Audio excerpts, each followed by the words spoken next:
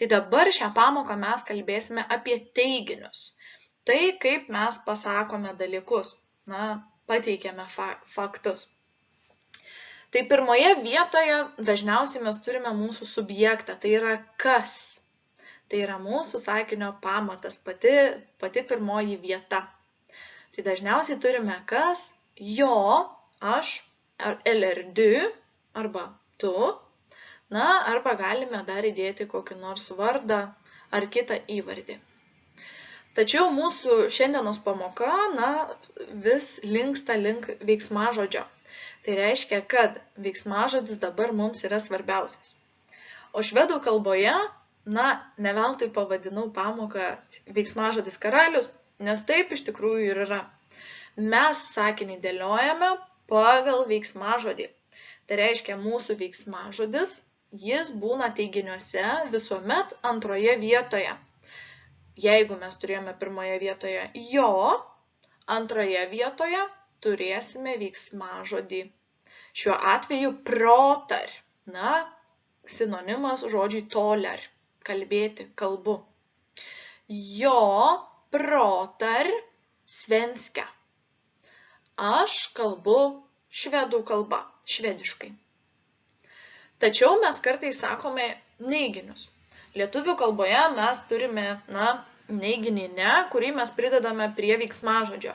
Pavyzdžiui, aš nekalbu švediškai. Tai mūsų neiginys ne, jis būna, taip sakant, prikabintas prie veiksmažodžio pradžios. Jis būna priekyje.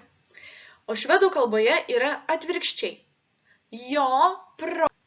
Pažiūrėkime į daugiau pavyzdžių. Jag läser en bok. Jag läser en bok. Aš skaitau knygą. Sutinkame pirmoje vietoje jo, tai yra aš, kas subjektas. Antroje vietoje läser, skaitau, yra veiksmažodis karalius, taip? Ir jis privalo būti antroje vietoje. O toliau, trečioje vietoje, turime, taip sakant, kitą. Tai visa, kas liko. Šiuo atveju objektas knyga, knyga. Pažiūrėkime į antrą sakinį. Du talar inte litauiska. Du talar inte litauiska. Tu nekalbi lietuviškai. Ir čia sutinkame neiginį, kurį ką tik ir mokėmės. Šiuo atveju, kas yra pirmoje vietoje? Ogi du, tu. Kas? Tu. Antroje vietoje, vėlgi, kas turi būti? Veiksmažodis karalius, taip, toler, toler, arba sinonimas toler, protar, irgi reiškia kalbėti kalbą. Ir tuomet iš paskos veiksmažodžiui atskuba ir neiginys inte, kurį mes lietuviškai verstume, kaip ne, nekalbu. Ir litauiska, lietuvių kalba, lietuviškai. Gerai, trečiasis sakinys, vi älskar dig. Vi älskar dig. Mes yra subjektas. Kas myli? Mes.